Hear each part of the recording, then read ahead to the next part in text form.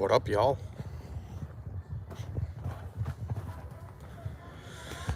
Sorry, it's a little dark. My camera's a little blurry. Hopefully y'all can hear me okay. Out here getting everything ready for racing tomorrow. Yeah, tomorrow's last track day of the year up here at Wisconsin International Raceway. And yeah, I'm gonna send this thing. I'm gonna give it some more boost and hopefully maybe tighten the suspension up a little bit more so I can get a little bit faster 60-foot time. If it goes anything in the 1.3 60-foot and I feed it like 26, 28 pounds of boost, I don't see why we can't see 160 mile an hour out of this thing tomorrow. What's up, Kevin? How's it going? Pink Bubbles, how's it going tonight? This guy wants to take me to the next level on YouTube. Daniel Murray, how's it going, man? We haven't been Facebook messaging that much lately. How you been, man? Jimmy, been following the whole build. That thing is sick. So yeah, anyways, I got the trailer all packed up. Been charging the battery for quite a while. I actually haven't charged this battery in a little while, and it got down to 13.8 volts. On a 16-volt battery, it's probably pretty low. So definitely charging it up now. What's weird though is I have the thing on the charger right now, and the Holly's telling me it's 19.2 volts with the charger. So I don't know if it's just because it's on the charger where it's seeing more voltage than it normally would.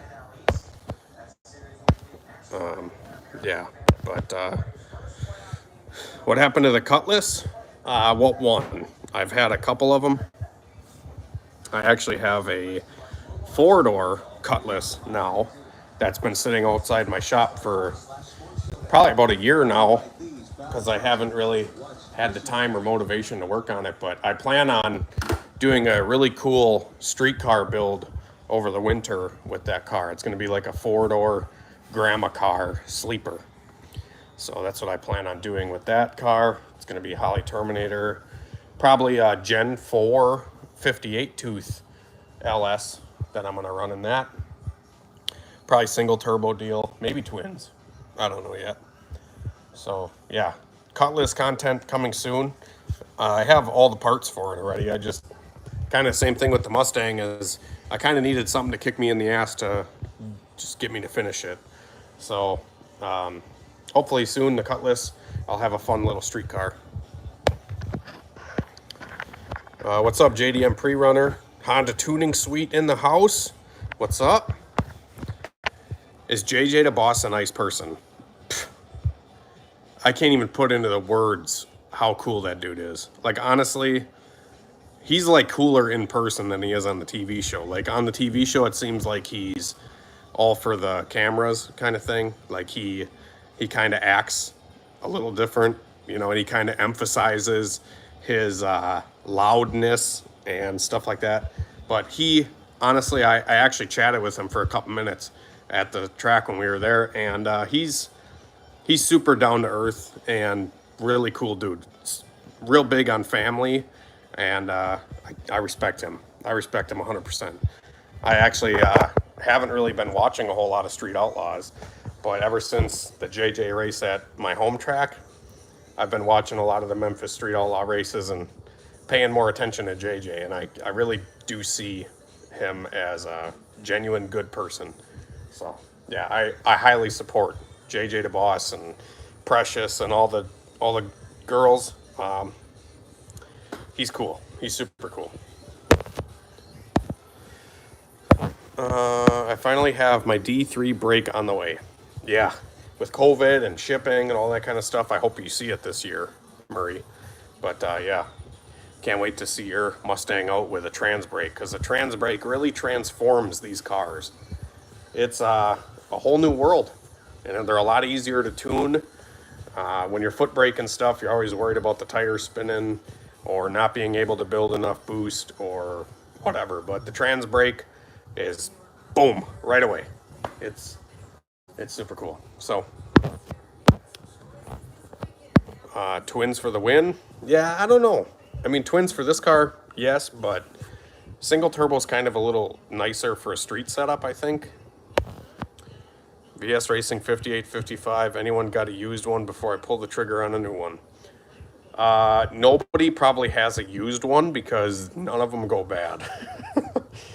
And I ain't saying that because I sell them. I'm just saying that because I've never had a bad one. I've had them. The only problem I've ever had with VS Racing turbos is sometimes they will, you know, if you run them really hard, they will seep like black soot out of the compressor housing. But I don't know. They don't die. They make great power for what they are. And yeah, small-ish twins. Honestly, this combo that's in this car would be perfect for a street car because these turbos light off so fast and they're so aggressive when they hit. It's like a supercharger. Where I almost wish for this car it would have a larger turbo or larger turbos so it would come out of the hole a little easier. I'm actually thinking about doing twin 7875s on this car at some point. I don't know when, maybe over the winter when I do some more modifications to the car, but yeah. Honda Tuning Suite's getting ready to move to Oklahoma. Man, you're going to be all about that street racing life down in OKC. You, Matt, and Ryan are the reason I was able to get my car working and running. 3 favorite channels. That's great to hear, man. I always try to help people as much as I can with the videos, but I feel like a lot of the knowledge that I have doesn't really come off in videos that well. But I'm glad I can help in some way, shape, or form. I'm definitely still learning myself, and I'm always striving to do better, but it is tough. I get burnt out doing the car shit, but I try to do as much as I can with the time I have. So yeah. That will rock, John King. Yeah, like I said, on a street car, these 62s, I got 62s on this car, and I have my trans brake limiter set at 3,500 RPM, and I can build 12 pounds of boost without even trying. If you guys watch the drag racing videos of this car, I sit on the brake for less than 1 second. Like it goes whoop up and I let go like immediately. Just because if I sit on it any longer, it'll keep building boost. And if I build any more, it just spins. So I try to leave fairly early on the brake and I don't sit on it long. Just so the car will get out of the hole. Tomorrow I'm going to try and I'm going to tighten up the shocks a little bit more. This car has completely stock lower control arm mounts and stuff like that. And they say that with a drag radial, you want to set the lower control arm lower. So you want to mount the control arm where it bolts to the axle. You want to mount that lower so you get more anti-squat. So anti-squat is going to shove the body up and the rear end down. That's kind of the goal, is you want to punch that tire into the surface as hard as you can to get it to hook. So like I said, I want to maybe lower the bar angle over the winter, and I'm probably going to do that Team Z relocated upper as well. And then I'll adjust the ride height with a different spring, or maybe go coil over. I don't know exactly what I want to do yet. I don't know if I want to go coil over because coilovers, I don't know, they might complicate the setup a little bit. I want to kind of keep it stock suspension deal, sort of, and then just get maybe a double adjustable shock, because it only has singles on it right now. And the single adjustable shocks that are on it, I have 10 settings. So 1 through 10 on the shock. And I think I'm at 7 right now. And I'm thinking about trying to maybe max them out, go to 10 tomorrow. Because the problem with a single adjustable is it stiffens rebound and compression. It doesn't do like one or the other, it just stiffens both. So, but I think the stiffer I can make it, the better. And I'm also going to run more tire pressure. I was only running 16 pounds of tire pressure yesterday or last week. And it seemed like as soon as the tire wrinkled. As soon as it wrinkled the tire, it spun. So more tire pressure will make it harder for the tire to wrinkle, and it might take that energy instead of pushing it into the tire, and it'll just push the car forward. So it's a fine line with tire pressure on a radial, I've found. Typically you want to run anywhere between 15 and 20 pounds of air pressure, and I've been running 15 to 16 pounds pretty much the whole time I've had this car together. I think I tried 18 once on a shitty surface and it spun, so I immediately went lower. Yeah, so anyways, did I fix the yellow Integra? The yellow Integra actually left my shop because I believe that car has a wiring harness issue. There was a lot of wiring sketchiness on the car with the engine harness, the chassis harness, they had the headlight harness and a ton of stuff running through the fender well. And I think there was the owner actually even told me that he cleaned up some fender well wiring and there was a lot of like scraped wiring. So I just told him, like, dude, put a fresh harness in this car and bring it back and we'll see if it gets better, because it's a really weird issue. I tuned the car on wastegate without the boost controller and it ran fine, but it definitely has a weird, I don't know if it's got a ground issue or power short to ground somewhere where it's just kind of screwing some stuff up. Yeah, so I didn't personally fix it, but I did a lot of stuff to kind of diagnose and help with that car. But I can only spend so much time on customer vehicles before, either A, it's going to be really expensive, or B, I'm just going to get fed up with it because, it just sucks, especially when I put a car together. Like, say if I put a car together for a customer, obviously I would go through everything and fix it because I would have done everything in the first place. Where somebody else does stuff, I would rather have them fix it because they know the car better. They put it together. They did the wiring and whatever else.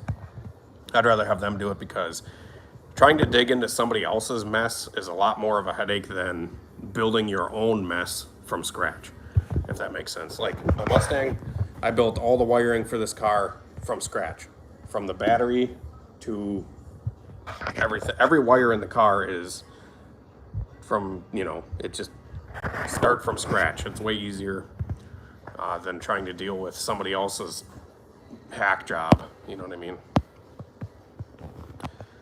Wild time down there, getting a dyno hub set up. Hell yeah. I'd like a hub dyno, but I like my inertia dyno quite a bit. It definitely proves to be pretty consistent, and I can plant 1,000 horsepower on it pretty reliably, but it definitely has its limitations. Like, I have some cars that make boost on the dyno. Say I make 25 pounds on the dyno, same settings go to the track, car makes 30 pounds because the dyno doesn't have quite the load as like a track.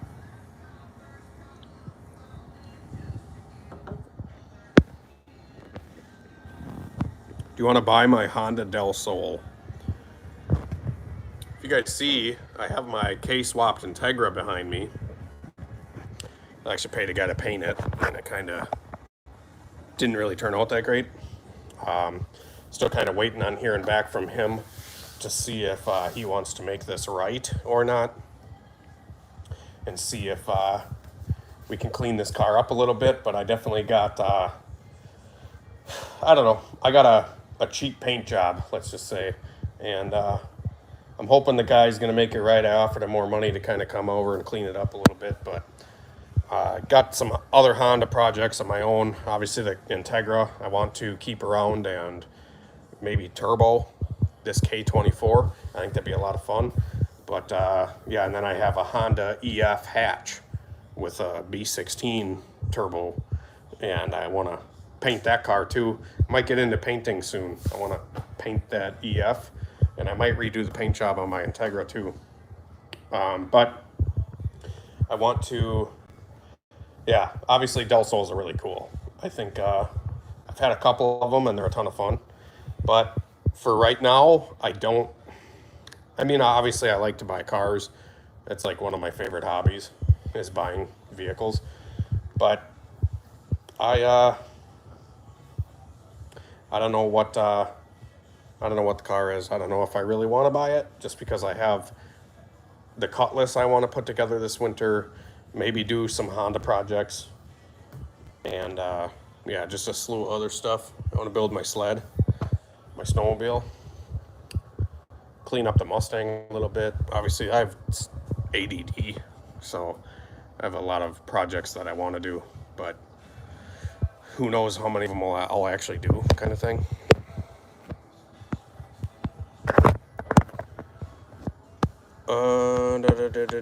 Good to see you, Bubba. Good to see you, man.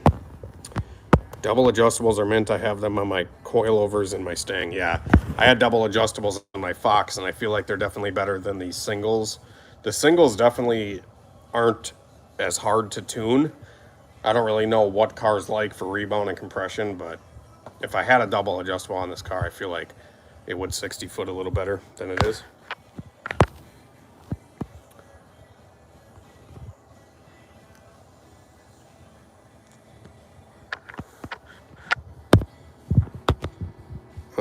Fuck. Cancel. Damn it. I'd give anything to have you tune my turbo tag. Fuck, bring it by, man. ProCharge Mopar, what's up, dude? Common with inertia? Yeah. It is, but I feel like inertia dynos are a lot easier to plot a power curve. Hub dyno plots a power curve, from my experience, plots a power curve based off of the load. So like if you load the car harder, when the turbo spools, it might show a bigger number versus when the load is dissipating. The power curve will kind of dissipate.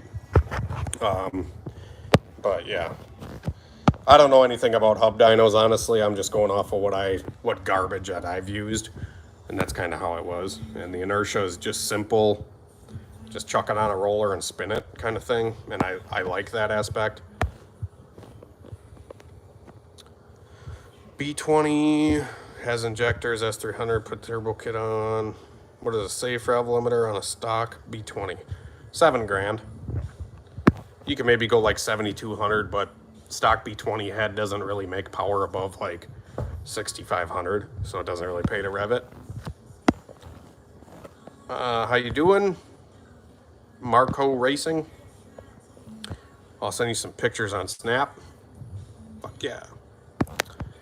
Hello from Romania. How's it going?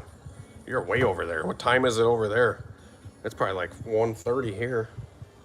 Or 2.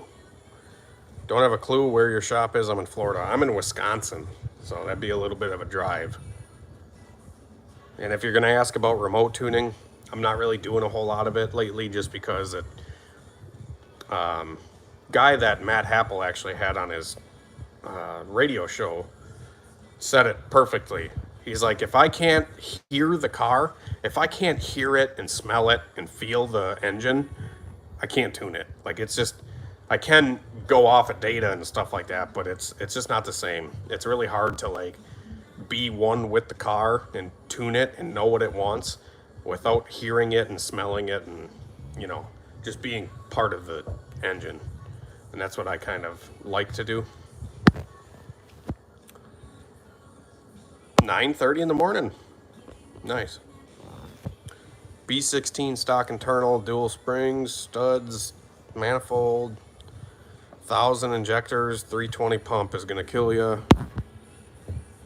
5855, a good turbo. Yeah, honestly, that's probably the best one I would go with.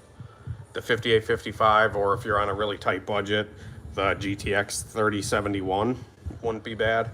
The 5855 has more capability power-wise, and it'll spool the same as the smaller 3071.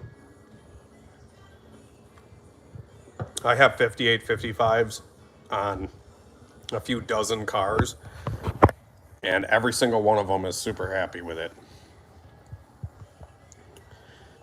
Like I said, the 5855 is going to spool a hell of a lot faster. and it's going to have a broader power curve, and it's still not going to fall off up top. The 6262s for guys that are wanting to make 600 or more. 5855 is for everything below that.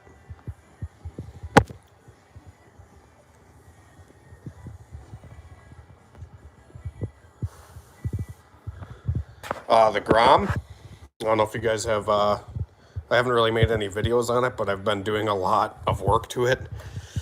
Maybe I'll do an update soon. But my Grom is now a 223cc.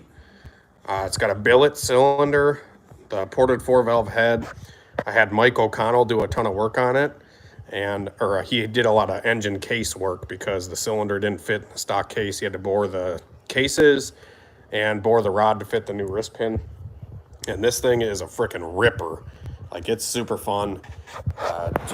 Just a hoot. Put a gold chain on it today. I think that freaking thing looks sweet. Did a ton of other little stuff to it too. I can't really remember. I did brake rotors from Crybaby Grom Fathers. If you guys want to build a Grom, go to Mike O'Connell. That Grom Fathers guy sells a lot of really good parts, but only buy parts from him. Don't expect customer service because the guy is kind of a crybaby. But I did get the brake rotors from Grom Fathers. These are I don't know, a special Grom light brake rotor. So I got brake rotors from him. I got the billet Cush Drive Delete, which is where the sprocket bolts onto and goes into the wheel. It's a billet piece. Everything bolts on pretty nice, and it eliminates the squishiness when you shift. It's just like bam, bam, bam now. So that's really cool. I got a lithium battery, actually, that I got to put in because initially this bike would not crank over this 223 because it is like 13-to-1 compression. And the cylinder, or the piston, actually was hitting the cylinder head. And I had to shim the base gaskets. I had to stack 2 base gaskets for it to not hit the cylinder head. So it's really high compression, and the stock battery was struggling. Now that I have some miles on it, and I broke it in a little bit, the stock battery is cranking it. But I did get a lithium battery, just because. So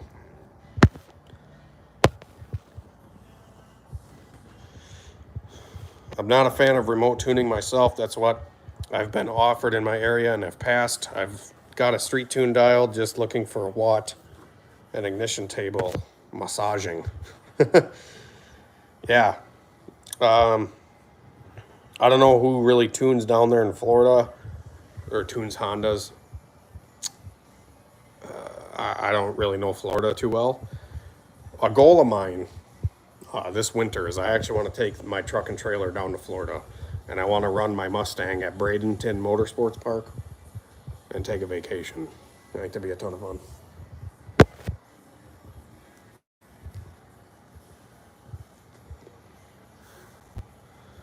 What's up, bro? HP Logic. Maybe you can take it to that guy. Like I said, I've remote tuned probably like a dozen cars, and I think like 2 of them went smoothly. The other ones, I spent like my whole day arguing with the customer about like why their setup was wrong, or the wiring was wrong, or something was wrong with the car, and they just blamed it on the tuning. And it's like, dude, if I was with the car, I could show you what was wrong, but I can't because I'm talking to you through a screen kind of thing. So that's kind of why I don't do it. I've had a lot of bad experiences remote tuning and unappreciative people. But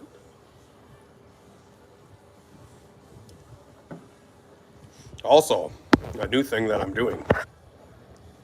Every customer that drops a car off to me is I'm asking and getting consent for filming their vehicle, because I've had kind of a annoying customer that completely like trashed me and talk shit because I filmed the dyno tuning process and showed what was wrong with the vehicle.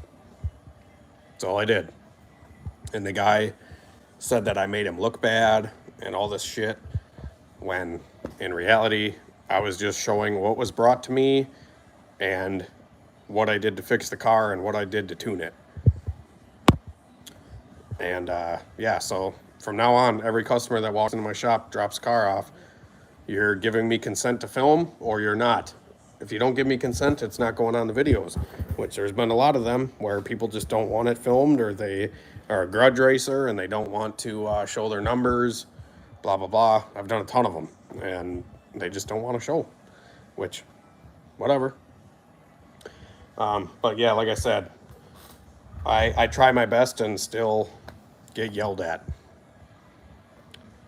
And most of the cars, 90% of them that show up, are better when they leave than when they show up. So I'm still kind of sticking to that and believing in myself, and realizing that not a lot of places, not a lot of tuners do the stuff I do and go to the extent that I do on a lot of these cars. They give up and tell the customer to come fucking get the car. Or I kind of go the extra mile, or I try to, and I get stuff working. I try to make it rip, and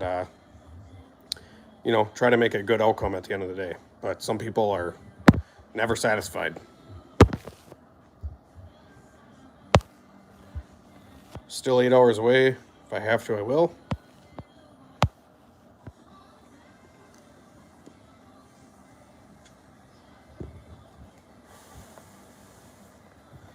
He's got $4,000 and he wants for you to play with. I want to boost it. Well, what kind of power do you want to make? What kind of condition is the engine in? Is the engine in good OEM condition? If it is, you could put a really nice turbo kit on it, tune it, and make a reliable 350 wheel horsepower.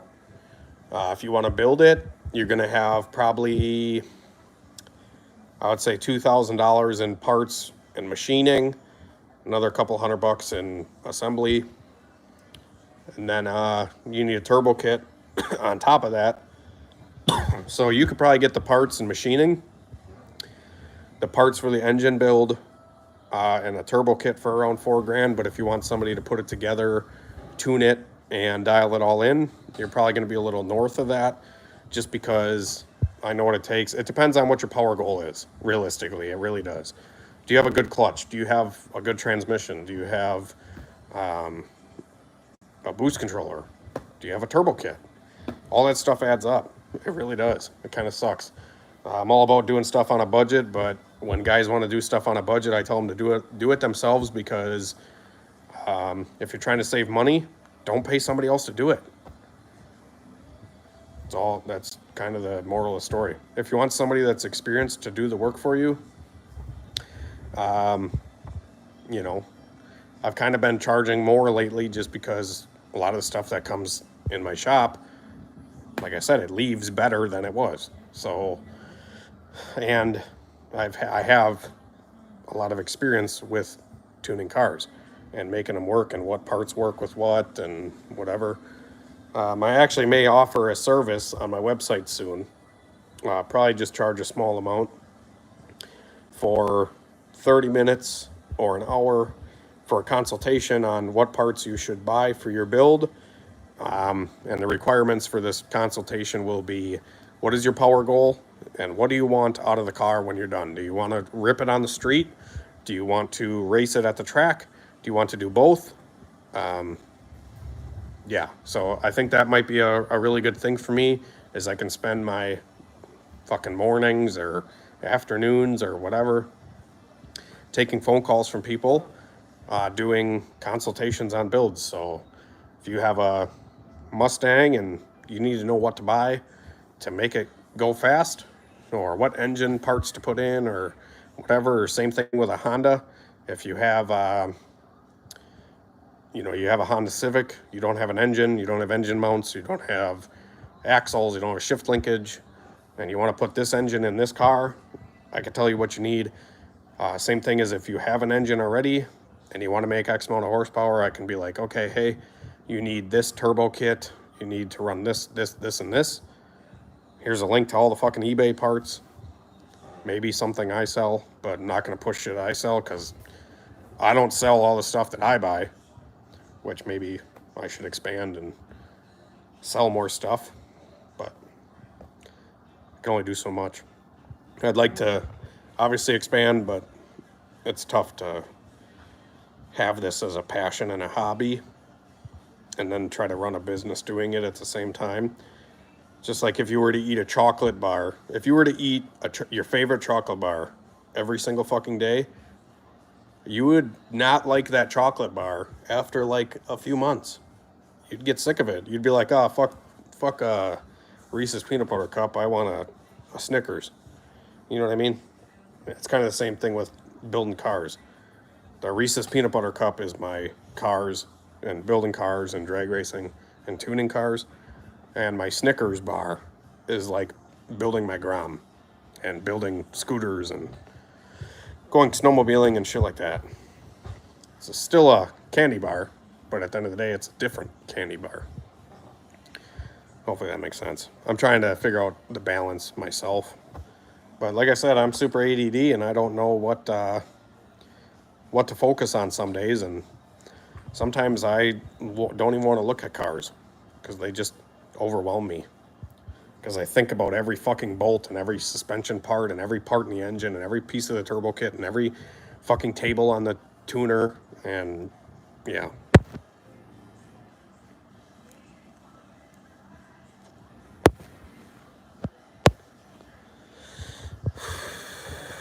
Yeah, you say when. You got to let me know what your fucking your goals are. That's the biggest thing with people that say like, oh, can you build me a car? Can you tune my car? Like, what are your goals? You got to find out what your goals are. You got to know what you want out of the car at the end of the day. What's up, Squirrel Tuned? Squirrel Tuned in the house. The second fastest 4.8. I'm at least 4K on a turbo setup and fuel. Yeah, I mean, a good set of injectors is going to run you a couple $100. Good fuel pump, same thing. Fuel lines, fuel rail, regulator, a fuel cell if you aren't using the stock tank. Yeah, there's a ton of stuff that adds up quick, especially if you're doing stuff that, like you're really trying to push the setup. I say if you're over 500 horsepower on a 4-cylinder, you got to spend some money. If you want it to last and you want it to be reliable and you want it to go really fast, make big horsepower, you're going to have to spend some money. I think 600 horsepower, 700 horsepower or more on a LS V8, you have to start spending some money. Yeah, obviously stuff does cost money. It's not, $500 turbo kit, make 500 horsepower. It's just not realistic anymore. Maybe, 10 years ago or something like that, where you could bolt on some cheap shit on a Honda and, 300 horsepower felt like 500 horsepower to everybody. I think people are coming to their senses with a lot of these new production cars that are out, like this fucking 2018 Mustang that's in my driveway right now, right here, that the guy wants me to go race it on Saturday and figure out all the shit that the car does. I mean, this production car with a tire on it and a good launch and shit like that, fuck, a lot of these production cars are 11-second, low 12s. Some of them are in the fucking 10s for a production vehicle. It's fucking insane. So a lot of these old cars, guys try to make that kind of power. It's not that fucking easy, You go spend 50 grand on a production car and go that fast, or you can spend 10 grand on a not production car and dust that $50,000 car. And I think that's the most satisfying thing. What I've gotten out of building cars in the past is dusting the dudes that spend all the money. But at the end of the day, now I'm kind of turning into somebody that wants to spend money and go really fucking fast. So, yeah. She's built in the driveway and tuned on the highway. Fuck yeah.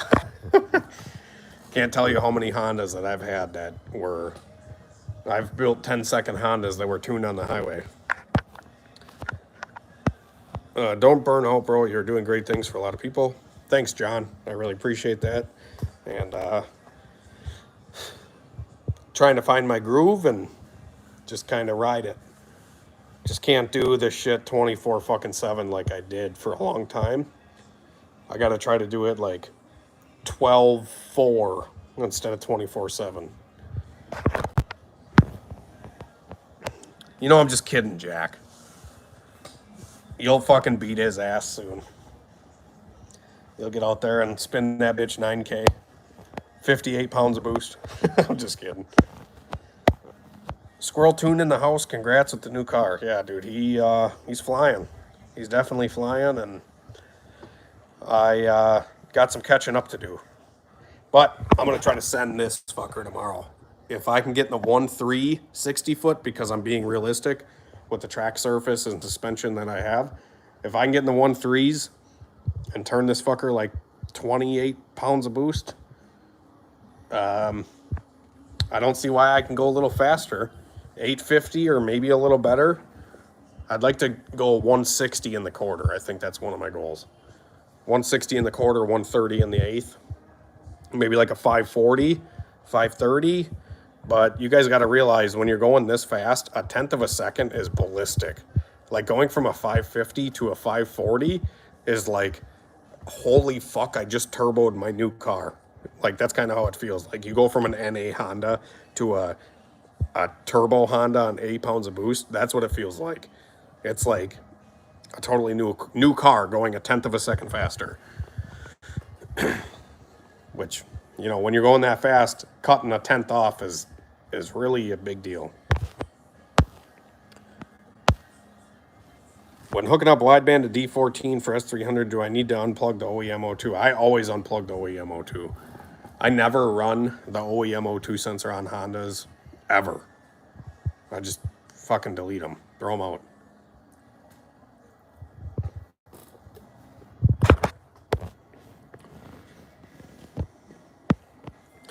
Means a lot for your advice.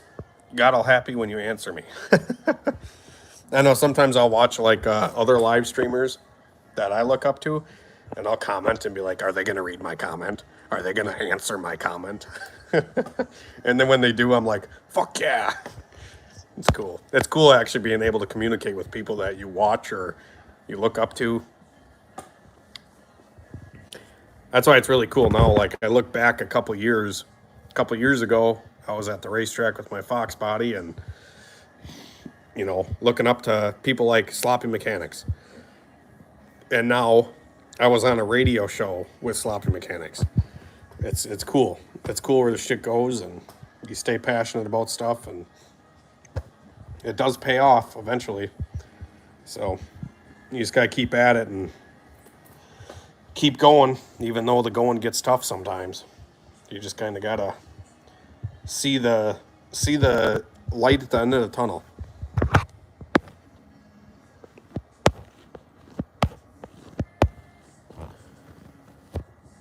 For everything I've learned just from watching your channel, Bubba, $4.99. Thanks for the donation, man.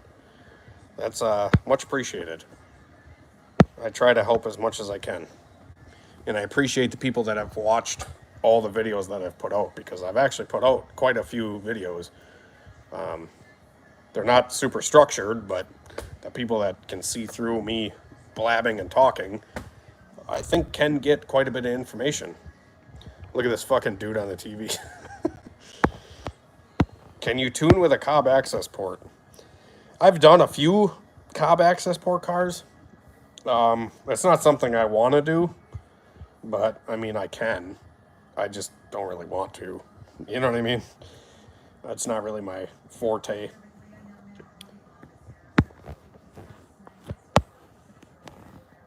Thank you. I saw a quick, you got Black Betty done and Baytech his RX-7, so I've pulled my finger out and getting Golf finished and Mustang parts rolling in.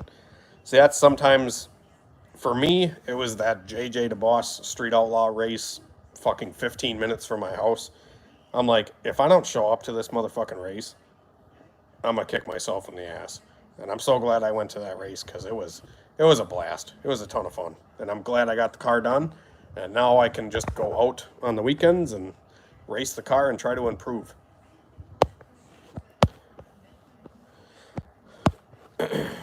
Yeah, O2 on Hondas are super worthless.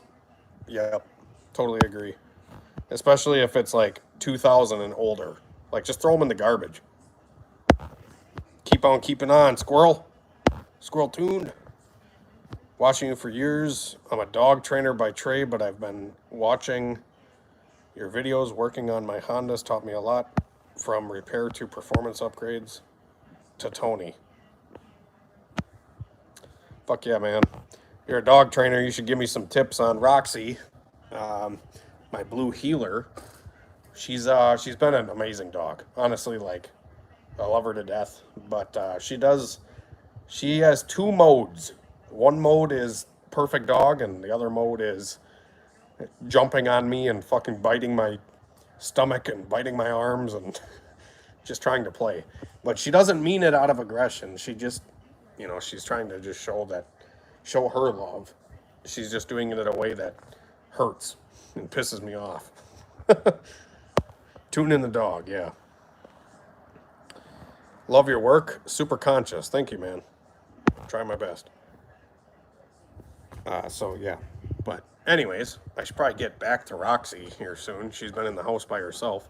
I've been trying to dial her into being alone in the house. The blue heelers are definitely a dog that attaches to you quite easily, and they don't want to leave your side. And probably have made some mistakes tuning my dog, because she hasn't really left my side for a while. So I've been trying to implement at least an hour a day of her being alone by herself in the house, so she can just have her own time. I definitely need my alone time, so I wouldn't see why she wouldn't need her alone time as well.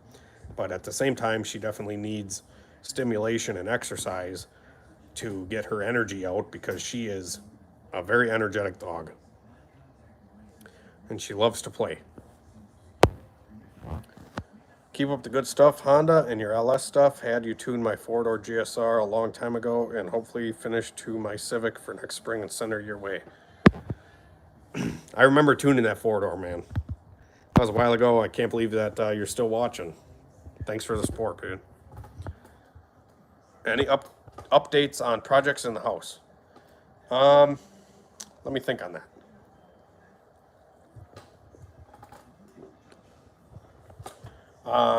Christine, sorry, my phone's almost dead.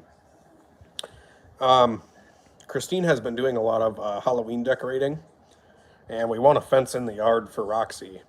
But other than that, we've just kind of been enjoying the house and chilling out for a while. But obviously the drywall and stuff we did in the garage. I can't really think of anything else we did to the house other than the concrete driveway. Obviously we did a concrete driveway. That's just fucking sweet. I love my driveway. Yeah, can't say that we've done a whole lot other than like cutting some weeds. We put some mulch down. Haven't really filmed a lot of that stuff, but trying to make it a little nicer, little bit by little bit. The size of the house is definitely kind of coming to realization with me now. It is a very small house. It's like 800 square feet. So it's a tiny house, but the garage is big and nice, and the yard is huge. So probably try to spruce this place up a little bit more, and then maybe try to sell it, make some money, and then move to a permanent location eventually with a shop on it, so I don't have to pay fucking shop rent. Because if I had shop rent and my house payment, I could have a fucking $300,000 house payment. You know what I mean? So it's kind of one of them things where if I had everything all in one, obviously that's my goal, but it's not that easily obtainable. So, yeah. But gonna hurry up with a couple more questions here, and then I'm probably gonna dip out just because my phone's gonna die here. Bro, I want to start a YouTube channel over dog training, and I want to go and drive around the country to my favorite YouTubers and train their dogs. help with marketing and giving back. Man, that's one thing, dude, is spread positivity and keep giving positivity to people, and you will get positivity back, but there is always bullshit and negativity in the process.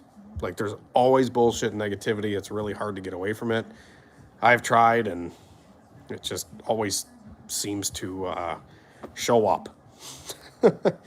Can't get away from it. And I couldn't even imagine training people's dogs and how people that don't implement training procedures that you train people to do, and then they blame the trainer. You know what I mean? Same thing with tuning cars. You know, they got a fucking bad head gasket, but they blame the tune or the tuner. You know? Kind of the same thing. 100% can help. I know exactly what your dog needs. I've trained thousands of dogs in multiple Roxys. Hey, Matthew, if you want to make a couple bucks, fucking shoot me an email, dude. I gladly fucking pay you for your time and give us a couple more tips. We've been doing really good with her. It's just more so actually implementing the training. When we're doing 100 things with our own lives, it's tough to make the time, but she does spend pretty much all day with us, and she's been a great dog.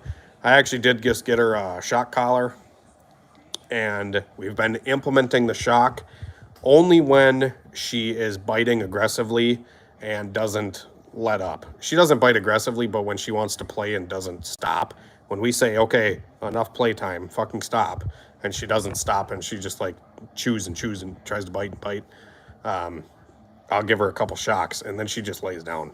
She lays down and she's like, okay. And that's the thing with the shock collars. I never really believed in them, but you got to remember, a dog doesn't understand English. It doesn't understand what you're saying. It just understands your energy, your body language, and sometimes pain, which it sucks to say, but like, you shock a dog and it's like, oh, that fucking hurt. I got shocked when I did this, so maybe I won't do this and I won't get shocked. So, like I said, I don't believe in shock collars and shit, but Roxy's definitely a fucking handful. Let me tell you, a blue heeler is definitely a breed that I never thought would be this much work, but it is trained me and taught me a lot about life and taught me a lot about dogs. And if I got another dog that wasn't a blue heeler later in life, I feel like I'd be a great dog trainer. So I'm very thankful for Roxy, and I love her, so it's really cool.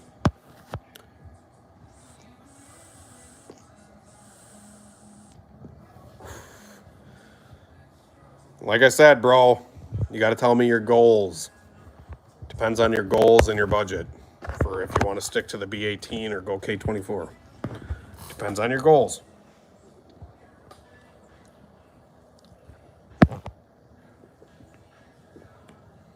Yeah, that's the thing, man. Puppies have a lot of energy, and they just you gotta talk to them in a way they understand.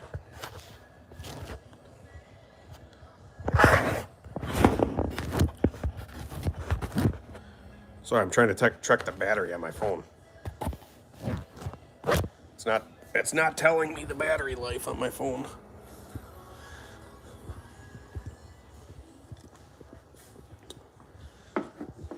So, yeah, anyways. What am I vaping? I gotta fucking... Let me plug my phone in for a second so it doesn't die while I'm streaming here.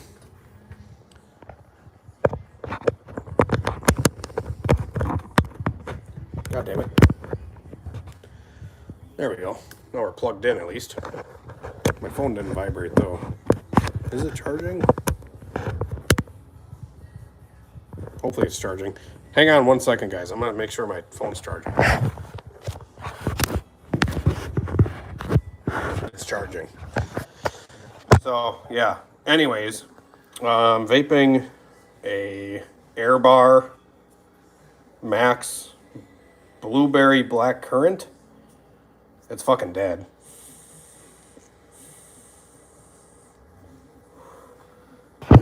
Fucker's dead. But I just remembered I've had this for over a week, and it's dying tonight. And then I also have a fucking I don't know what the fuck this one is. It's like a caramel some shit. Also had this over a week.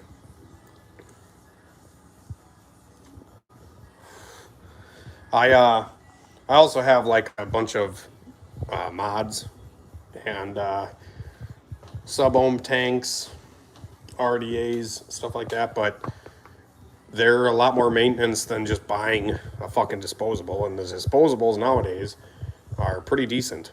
So I've been vaping the disposables just out of convenience because I feel like I'll build my sub-ohm tank with a good e-juice and stuff like that, and it'll rip, and I'll really like the vape for like a day or two, and then it fucking fades out and I have to change a coil or change the whatever, and it gets fucking annoying. And if you guys know, I actually owned an e-cig store before I started doing YouTube, so I know all about e-cigs and whatever. It's just I've been doing it out of convenience, just buying these fucking disposables, even though they're fucking $20 a piece, which adds up. It's probably be cheaper to fucking smoke cigarettes.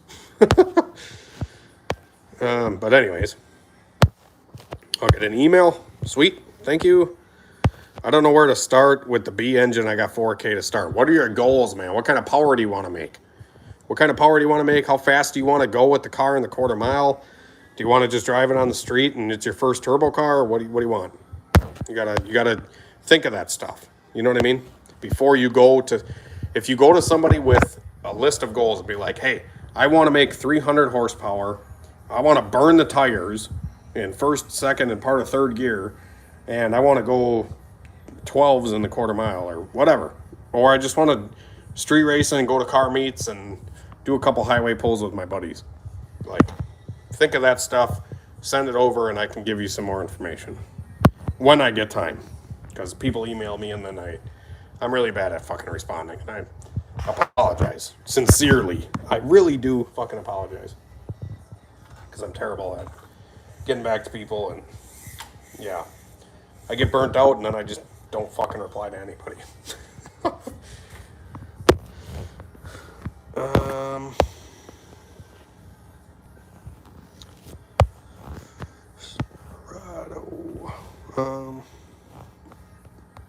Grom is the new Ruckus.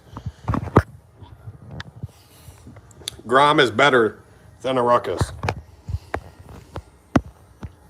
Honda Motors only, HMO legit or not? Yeah, HMO is pretty good. I've never had a bad motor from them.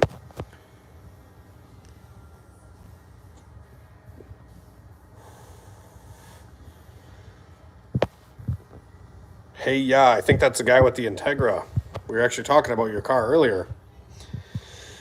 Yeah, hopefully it's running good for you now, and hopefully you can at least enjoy it on 470 horsepower. Which, honestly, the car, that Integra on wastegate pressure is like almost the perfect amount of power for the street. If you want more power, you're not really going to be able to utilize it on the street. You'd have to put it on the track to actually be able to put that power down. So for the street, I think, honestly, even on gate, that car should be pretty fun. So hopefully new harness and shit, and you can bring it back and hit the track next year or whatever and make that car fly. Keep at it, man. Any tips on idle tuning 1000cc on Chrome? The dead times are what was supplied from Speed Factory. The offset setting always confuses me. Idle tips, you always set the idle with the throttle body stop screw. So where the throttle blade, where your cable goes onto, there's a little jam nut on the bottom. You always set that to your idle speed. Once your air fuel is set right, you set your idle with the idle air control unplugged. You set your idle speed wherever you want it with the stopper, the stop screw, like I just said. And then, yeah, set everything else from there, but start there. Don't feel bad, the leash and collar or electronic collar were designed to replicate what mama dog would do with the pups, grabbing them by the nape of the neck and shaking them to correct behaviors. And that's what I do a lot of, or I try to, is I don't try to I don't hit her face or anything like that. I don't try to like put hand to face to the dog, because, you know, then they'll become skittish. You know, they won't let you pet their face or their head.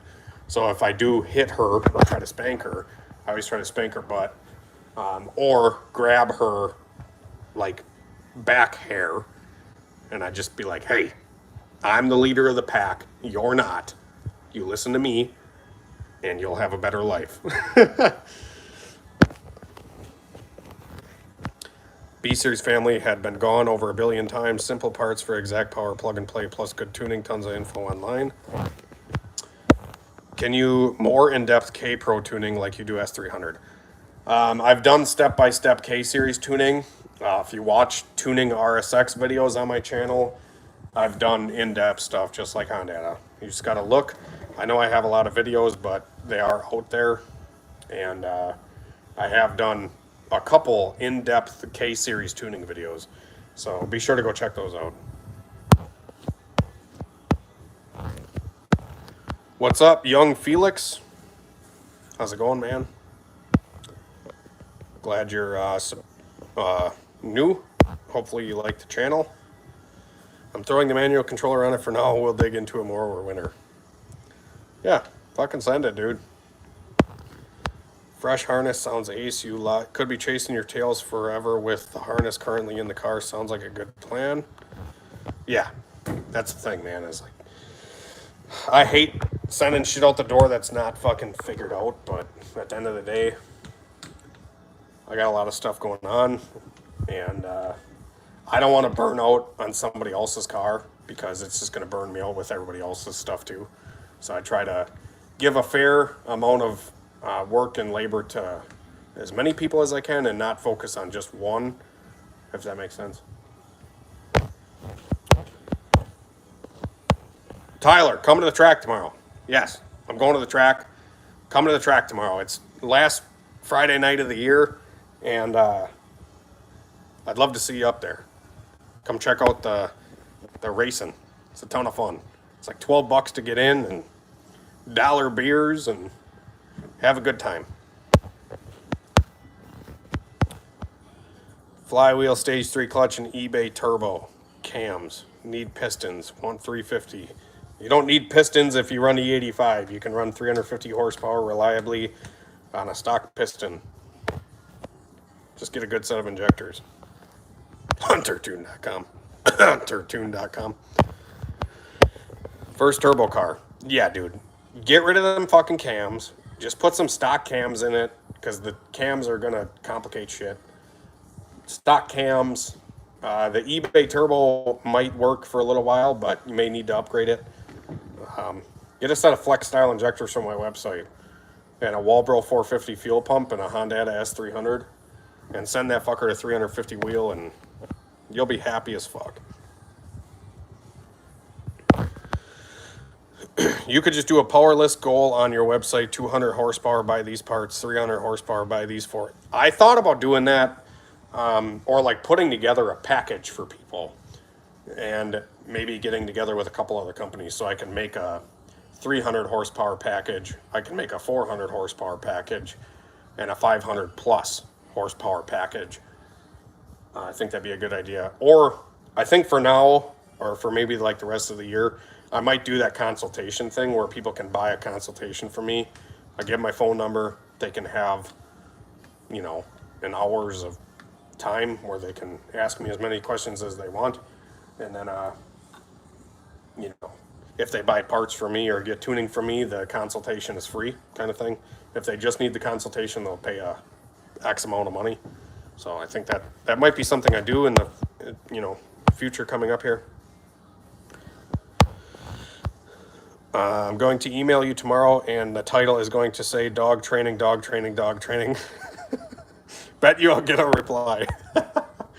Yeah, otherwise, honestly, dude, fucking, I might just like email you back my phone number, because I have fucking ADD, and sometimes looking at an email and trying to reply to somebody on an email is like, fuck this, I don't want to do it, and then I just never reply. So, but yeah. Yeah, bro, with the 350 horsepower build, dude, just fucking get a good set of injectors, and if the engine is in good stock condition, do a compression test, make sure they're even, make sure every cylinder is even compression, and if it is, fucking send it. Put a set of head studs in it, maybe. Build my first motor currently. Do you know if the Z6 and Y8 crank are the same? Hell no, they ain't. Just fucking build a Z6. Do not fucking build a Y8. Don't build a Y8. The crankshafts fucking suck. Don't do it. Just fucking get a Z6. A full Z6. Don't put a Y8 head on a Z6 block. Just do a full Z6. Z6 head, Z6 bottom end. You'll have the best outcome if you're building a single cam.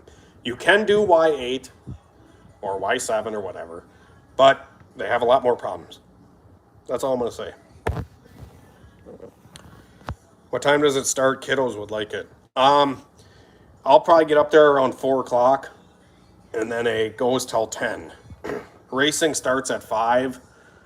I like to get there a little early so I can get a parking spot and shit. You won't have a problem parking or anything, but yeah, 4 to 10, $12 to get in. Kids are free, so. I live in Montana. We don't get E85. I got 2 spare blocks. Fuck, man. All these guys that can't get E85, I feel so bad for.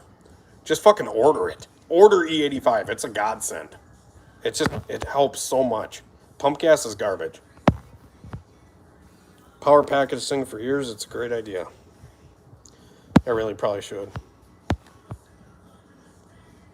I seen an old video of you attempting to mix track bite for the street. Have I figured it out? Nope. I haven't really tried a whole lot. I actually might do some more with my RC car, because the RC car is actually a good way to test out like track bite and homemade like traction compound and shit like that to get cars to hook up better, because, well, you don't have to fucking be obnoxious and make 1,000 horsepower on the street and get the cops called on you.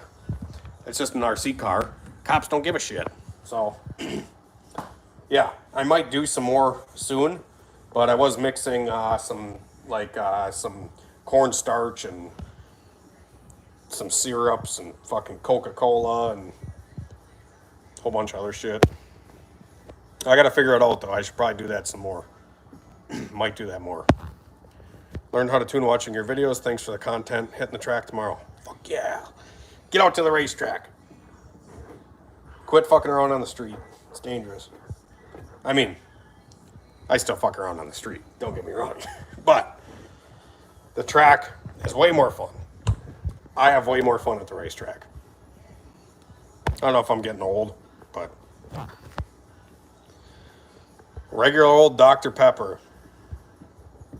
Fuck, that might be the ticket. But I want a compound that breaks down and becomes like super fucking sticky. Like I want to be able to lose my shoe on the street. But it's tough because some of the compounds, when you heat them, they become slippery. And some, when you heat them, they become sticky. It's a fine line ratio between these mixtures of compounds that dudes make up. And I've bought VHT, I've bought like track bite from other places, and I don't know. Yeah, it's all heat dependent, surface dependent, surface temperature dependent. There's a lot of variables with it. So, but anyways, I'm gonna dip out. It's been an hour. Thanks for all tuning in here. I'm gonna get back to getting my trailer ready for tomorrow, and hopefully you guys be seeing a video soon on Black Betty Mustang going to the track. So have a great day, guys. Have a great night and a better tomorrow. We will see y'all later.